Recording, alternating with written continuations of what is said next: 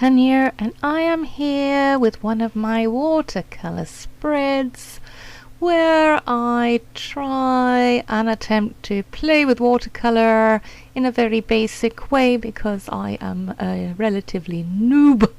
I am like more of a noob than a noob is. So I thought I would copy a spread from one of the Cocoa Daisy inserts, the Midori inserts, and it is all corals and seaweed and it's underwater and it's super pretty, and so I thought I would attempt it. And I have a mixed palette there. There are Prima watercolors in there. There are some that Arit sent me, which include, I don't know, Daniel Smith probably, and some others. And yeah, I have some core watercolors there as well. So yeah, it's a bit of a mix and match, and I wasn't doing too badly with this one, I don't think. It's not exactly, brilliant. But I did what I was trying to do is to, essentially with this, I was trying color mixing. I wanted to see if I could mix colors that looked very similar to what is on that page, and the actual drawing is a bit loosey-goosey. I just like saying that phrase. I enjoy that phrase. So yeah, so that is pretty much what I was trying to do. And I honestly don't know if I have enough conversation to go, I have a bit of a hard time. Maybe I do. Enough conversation, that is. I have a hard time doing videos like this with the watercolors, because I stand at my table, and I find with drawing it's a lot easier if you can get closer to your page to see what you're doing, and I can't do that. Otherwise all you would see is bright red hair and a head, and that's not riveting viewing at all. Shame this one got really fat. So you see, now I'm kind of leaning down sort of in the tiny left hand corner of the frame, because I think I just draw better that way, or paint better that way. So yeah, it does make it a bit difficult, my setup and these types of videos, and that's my excuse, and I'm sticking to it.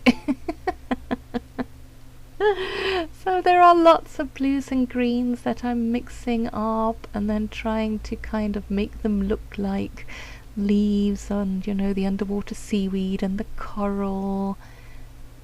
And I actually am quite not unimpressed with myself with the way it came out. I mean, honestly, obviously I am... Oh, and this... it got pinker and pinker. And then I just went, whee! Oh yeah, that actually was a lot of fun.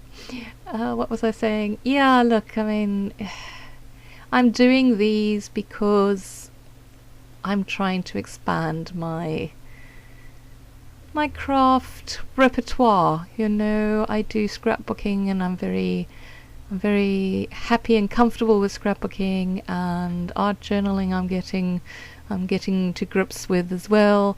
So this is just another medium that I am trying to expand my knowledge. I think I'm starting to repeat myself now. Basically what I'm trying to say is these videos are by no means meant to be anything other than a person attempting to learn.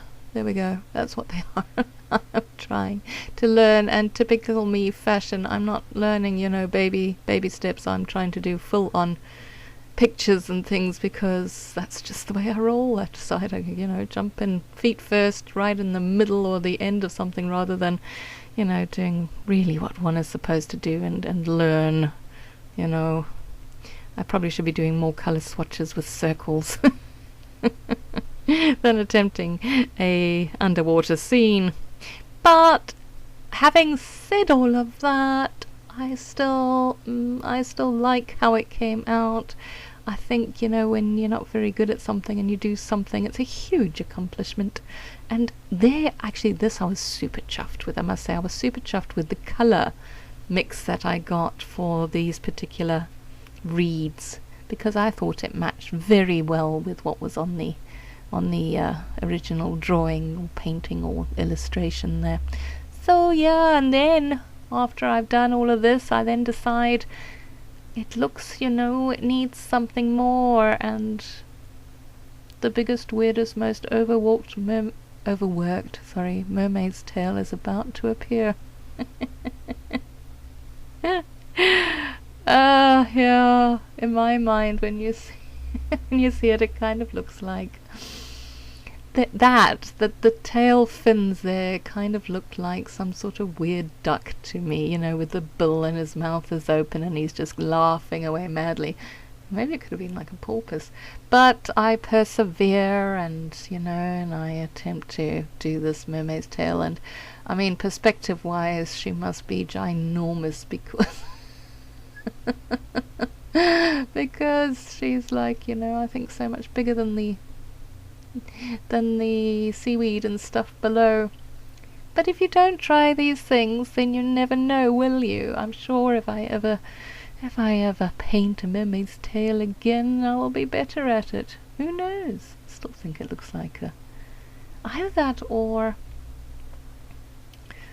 like an alien hand reaching down, or a Venus flytrap, reaching down to grab one of those plants below. I have a very vivid imagination. So off camera I then added in some scales and lines on her tail. I actually used a stencil that Jane Davenport has with some of her paints. It comes with the scale stencil, so I used that, and now I'm just putting in the blue of the ocean, and I didn't make you watch all of that because that would have bored you to death, so I am now adding in the last bit. Oh, and now I'm using these, are also Prima, but they're metallic or shiny, so I was trying to put in a little bit more shine onto the page. No, don't know if it really worked, but you gotta try. And I do believe I'm done, so there we go.